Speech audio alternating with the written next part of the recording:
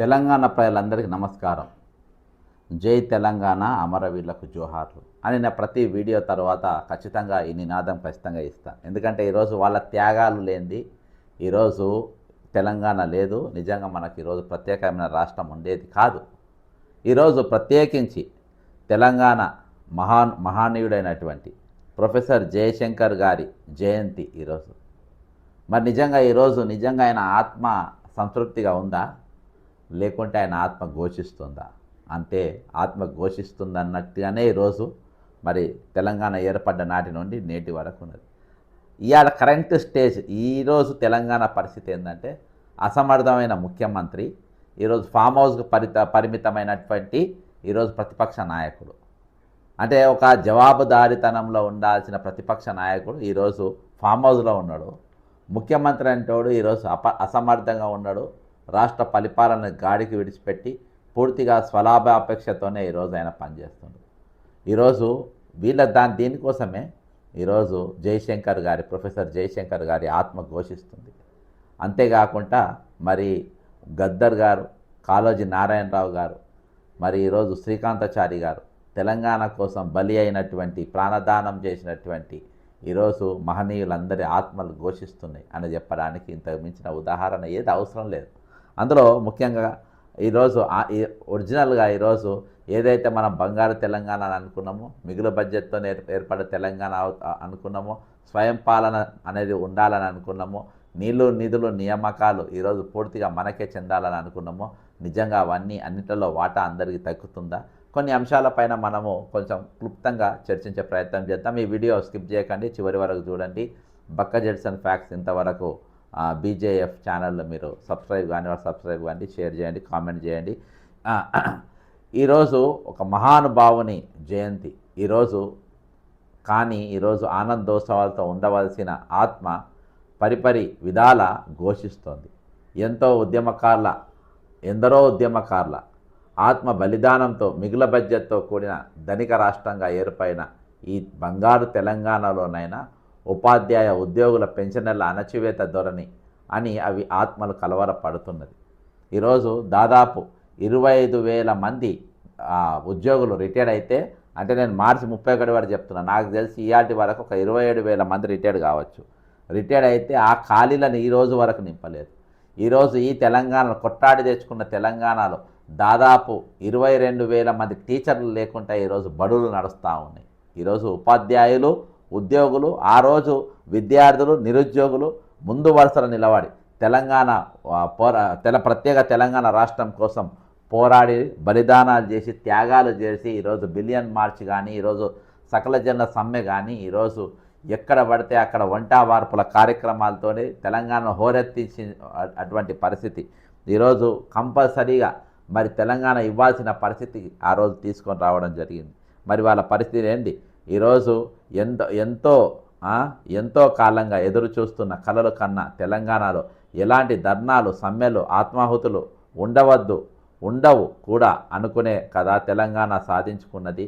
కానీ వందలాది మంది పెన్షనర్లు తమ 30-40 సంవత్సరాల సర్వీస్ కాలంలో ప్రభుత్వానికి నీతి నిజాయితీతో పనిచేసిన, అంకిత భావంతో స్వచ్ఛందంగా అమూల్యమైన సేవలు చేసి మొదటి నుంచి ఉన్న ఆనవాయితీ ప్రకారంగా రిటైర్డ్ అయిన రోజే అందుకోవలసిన బకాయిలను 2 సంవత్సరాల పైగా ఇవ్వక ఇబ్బంది పెడుతుంటే వందలాది మంది పెన్షనర్లు ఆర్థిక ఇబ్బందులతో సకాలంలో సరైన వైద్యం చేయించుకోలేక మరణించిన కూడా ప్రభుత్వానికి చీమ కుట్టినట్టు లేదు అనే వారి ఆత్మ చింతిస్తుంది. నిజంగా ఈరోజు ఇంతమంది చచ్చిపోయినా ఇయాటికి ప్రతిపక్ష నాయకుడు బయటికి రాలేదు. ఇయాటికి వచ్చి దాని గురించి మాట్లాడలేదు. ఇయాటికి దాని గురించి ఇంతమంది చనిపోతున్న దాని గురించి వాళ్ళ అరుపులు, ఆ కుటుంబ రోదనలు ఈరోజు వాళ్ళ చెవులో పడతలేవు. ఇక రేవంత్ రెడ్డి గారు అయితే ఏది కనులుండి చూడలేని, చెవులుండి వినలేని, నోరుని మాట్లాడలేని ముఖ్యమంత్రిగా ఈరోజు ఆయన పనిచేస్తూ ఉన్నాడు. ఇక మరి అంతేకాకుండా ఇటీవల హెల్త్ కార్డుల విషయంలో మరి అంటూ క్రమం తప్పకుండా దాదాపు 3 నెలలుగా 1.15% వాళ్ళ జీతంకెళ్ళి కట్ చేసుకుంటూ ఈరోజు ఇంతవరకు ఆరోగ్య భద్రత వాళ్ళకు లేనే లేదు. అదొక పెద్ద సమస్య లెక్క మారింది. ఇంతవరకు అది కొలిక్కి రాని పరిస్థితి. ఎందుకోసం ఈ తెలంగాణ తెచ్చుకున్నాం, ఎవరి కోసం ఈ తెలంగాణ ఉపయోగపడుతుంది అనేది, ఇది ఎవరు ఈ తెలంగాణ వల్ల లాభపడ్డాడని వారి ఆత్మ కోపాగ్నితో రగిలిపోతుంది. వీటన్నిటి దృష్ట్యా ఈరోజు ఉమ్మడి రాష్ట్రమే మేలనే ఆలోచనకి ఈరోజు వస్తుంది. నిజంగా ఈరోజు నిరుద్యోగులు దాదాపు ఈరోజు తెలంగాణలో 2,67,000 పోస్టులు ఖాళీలు ఉన్నాయి. అంటే 33 జిల్లాలు ఆనాటి ముఖ్యమంత్రి కేసీఆర్ గారు ఏర్పాటు చేసిండ్రు. మరి బిల్డింగ్లు కట్టింది కానీ బిల్డింగ్ల స్టాఫ్లు కావాలి కదా. బిల్డింగ్లు కట్టిండ్రు అయిపోలే, మరి దానికి స్టాఫ్ కావాలి కదా. ఆ స్టాఫ్ నియామకం దాదాపు 2,67,000 పోస్టు నేను తీసిన ఖాళీలో నా దగ్గర ఉన్నటువంటి లిస్టు గతంలో ప్రభుత్వానికి కూడా ఇచ్చిన. ఈరోజు దాదాపు గత 10 సంవత్సరాలు వేలాది మంది నిరుద్యోగులు ఆత్మహత్యలు చేసుకుంటే ఈరోజు కొత్తగా వచ్చిన రేవంత్ రెడ్డి నాయకత్వంలో ఈరోజు దాదాపు 17 మంది ఆత్మహత్యలు చేసుకున్నారు. మొన్న 3 రోజుల క్రితము ఖమ్మం జిల్లాకు చెందిన మరి వేణు ఆత్మహత్యయత్నం చేసిండు. ఇవన్నీ మనం అందరం చూసినాం. ఈరోజు కాంగ్రెస్ పార్టీ అధికారంలోకి వచ్చింటే ప్రతి నిరుద్యోగి 4,000 నిరుద్యోగ వృత్తి ఇస్తామన్నారు. 2 లక్షల పోస్టు సంవత్సరంలోపే నింపుతామని మరి యూత్ డిక్లరేషన్లో ప్రియాంక గాంధీ గారు మరి వాగ్దానం ఇస్తారు. ఇయాల్టి వరకు వారు మాట్లాడరు.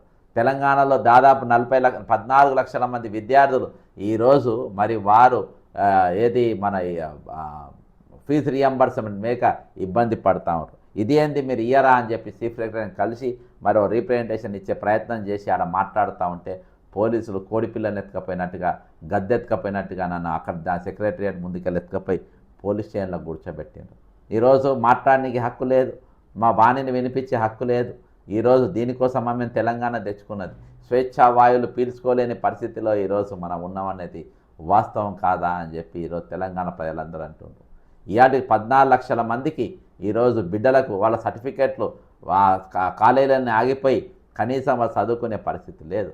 వాళ్ళు ఉన్నత విద్య పోయే పరిస్థితి లేదు. నౌకర్లకు అప్లై చేసుకునే పరిస్థితి లేదు. ఎక్కడ అప్లై చేయాలన్నా ఏ నోటిఫికేషన్ ఇచ్చినా అప్లై చేయాలన్నా ఈరోజు వాళ్ళకి అవి లేనిది కానే కాదు. కానీ అవన్నీ కూడా వాళ్ళదే.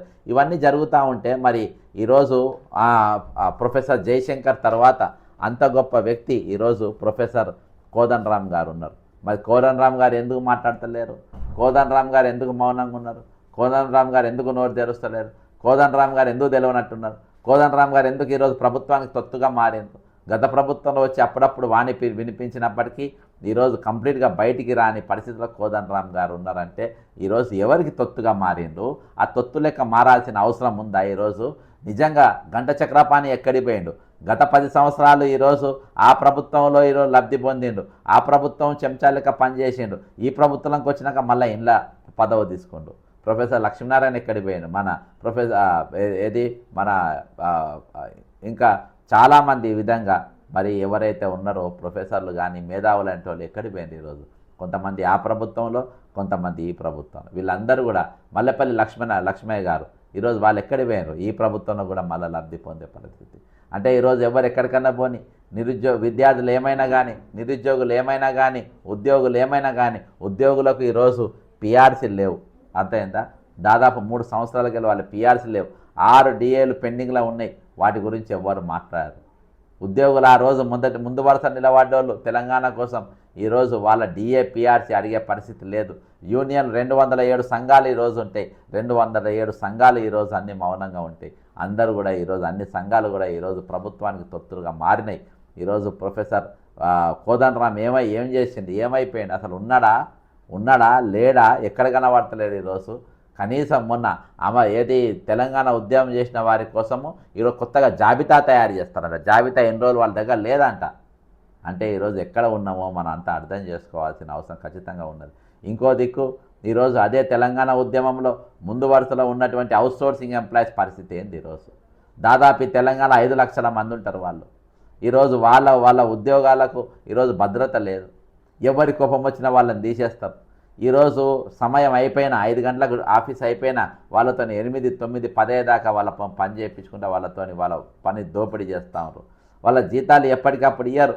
ఈరోజు ఆ జీతాలు కూడా అందులో జిఎస్టీ అని, పిఎఫ్ అని, ఈఎస్ఐ అని వచ్చే 29-30 వేల జీతంలో దాదాపు 13-14 వేల రూపాయలు ఈరోజు ఈ ఏజెన్సీలు వాళ్ళ కమిషన్ల రూపకంలో అన్ని రూపం కట్ చేసుకుంటారు. ఈఎస్ఐ కట్టరు, ఈరోజు పిఎఫ్ కట్టరు. ఆ డబ్బులన్నీ వాళ్ళు దొబ్బుక తింటున్న ఏజెన్సీ వ్యవస్థ మాకొద్దు అని చెప్పేసి మొర్ర పెట్టుకుంటున్నా ఈరోజు వాళ్ళ మొర వినే నాదుడు కూడా ఈరోజు ఎక్కడ కూడా కనబడతలేరు. ఇక ఇంత దారుణమైన పరిస్థితులలో ఈరోజు మరి ఇక పార్ట్ టైం లెక్చరర్లు ఇక ఒక దిక్కు, ఈరోజు గెస్ట్ లెక్చరర్లు ఒక దిక్కు, ఇక వాళ్ళదైతే ఇంకా మన యూజ్ అండ్ త్రో వాళ్ళు, యూజ్ అండ్ త్రో. సండే వాళ్ళకు నాకు జీతం రాదు, పండుగ రోజు వాళ్ళకి జీతం రాదు, హాలిడేస్లలో వాళ్ళకి జీతాలు రావు. మరి ఆ ఇచ్చే జీతాలు కూడా ఇప్పటి కొంతమందికి అయితే 6 నెలలకెళ్ళి జీతాలు రాని వాళ్ళు చాలామంది ఉన్నారు. కాబట్టి ఈరోజు ప్రభుత్వం ఏ విధంగా పోతుంది, ఎవరి పాలైపోతుంది తెలంగాణ? గత 10 సంవత్సరాలు కల్వలకుంట్లోల పాలైపోయింది. ఇప్పుడు ఈ బట్టి వాళ్ళ పాలు, అనుములోల పాలు, ఈరోజు కోదండరాం పాలు, అంటే వీళ్ళ పాలవుతుంది. కానీ ఈరోజు నిజంగా ఇంత భయంకరమైన పరిస్థితి ఉన్నప్పుడు ఖచ్చితంగా ఈరోజు వాళ్ళ ఆత్మహత్యలు ఘోషిస్తూనే ఉన్నాయి.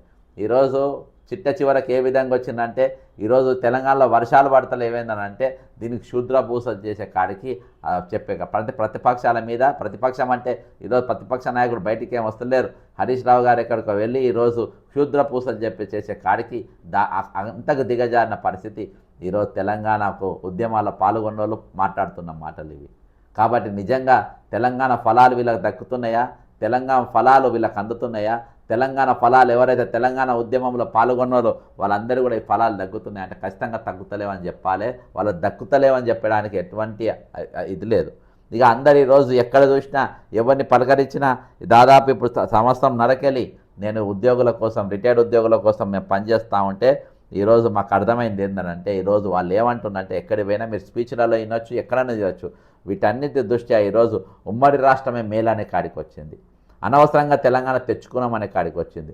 ఉపాధ్యాయ ఉద్యోగ పెన్షనర్లను, విద్యార్థులను ఇబ్బందులకు గురి చేస్తున్న వారికి ఆత్మాహుతి అయినా ఉద్యమకారుల ఉసురు తగలకపోదు అని వాళ్ళ ఆత్మలు ఘోషిస్తున్నాయనే సంగతి ఈరోజు మనం అందరం అర్థం చేసుకోవాలి.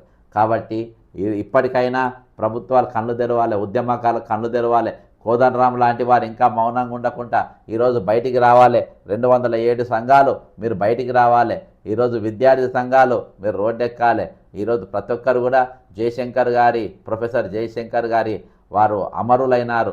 కానీ వారి ఆశయ సాధన కోసం 1200 మంది విద్యార్థుల ఆశయ సాధన కోసం ఈరోజు తెలంగాణలో మన ప్రమాణం బూనుకొని ఈరోజు ఫీజు రియంబర్స్మెంట్ కానీ, ఈరోజు రిటైర్ అయిన ఉద్యోగుల యొక్క రావాల్సిన బెనిఫిట్స్ కానీ, బకాయిలు కానీ, ఈరోజు అవుట్సోర్సింగ్ ఎంప్లాయీస్ మధ్యలో ఉన్నటువంటి బ్రోకర్ వ్యవస్థను ఎత్తేసి కార్పొరేషన్ చేయడం, వారికి సుప్రీంకోర్టు ఇచ్చిన గైడ్లైన్స్ ప్రకారం సమాన పని సమాన వేతనం కానీ, ఈరోజు మరి ప్రభుత్వ ఉద్యోగులు ఉన్నటువంటి వాళ్ళకు రావాల్సిన పిఆర్సీ డిఏల గురించి కానీ, ఈరోజు అంతేకాకుండా ఈరోజు నిరుద్యోగంతో తల్లడిల్లుతున్నటువంటి వారికి, ఉద్యోగాలు రానంటి వారికి ఈరోజు స్వయం ఉపాధి కానీ, నిరుద్యోగ భృతి ఇస్తామన్న ప్రభుత్వం వాగ్దానం మీద నిలబెట్టుకోవాలనే దాని మీద కానీ ఈరోజు అందరూ ఏకతాటి మీదకి వచ్చి పోరాటం చేయవలసిన అవసరం ఉంది. మనం ఒక వాణిని వినిపించాల్సిన అవసరం ఉంది, మన పిడికిలు బిగించాల్సిన అవసరం ఉంది, మన చేయి కలుపుకోవాల్సిన అవసరం ఉంది. ఈ తెలంగాణలో సామాన్యునికి ఆరోగ్య భద్రత లేదు. ఈరోజు సామాన్యునికి బ్రతికే హక్కు లేదు. ఈరోజు సామాన్యునికి తన గలాన్ని వినిపించే హక్కు లేకున్న పరిస్థితులలో ఈరోజు తెలంగాణ ఉన్నది. ఒక దిక్కు ముఖ్యమంత్రి గారు స్వయాన విద్యార్థులను, నిరుద్యోగులను ఈరోజు మీ ఫారాలు నింపలేరు, అప్లికేషన్ నింపలేరు, మీరు క్రిమినల్స్ అని చెప్పి అనే పరిస్థితి, క్రిమినల్ వేస్ట్ అనే కాడికి వచ్చింది. అంటే ఈరోజు క్రిమినల్ వేస్ట్ కాడికి తీసుకొచ్చినప్పుడు మేము మరి దీనిపైన మరి కేంద్రంలో జరుగుతున్న స్కామ్లపైన వాళ్ళందరూ కూడా మాట్లాడుతూ ఉంటారు. కానీ ఈరోజు ఇక్కడ జరుగుతున్న స్కామ్లపైన ఎవరు మాట్లాడతలేరు. కాబట్టి మాట్లాడడానికి ఈరోజు కాంగ్రెస్ వేస్ట్ పార్టీని మేము ఈరోజు మన క్రిమినల్ వేస్ట్ కాంగ్రెస్ పార్టీని మేము ఆవిర్భవించినాం.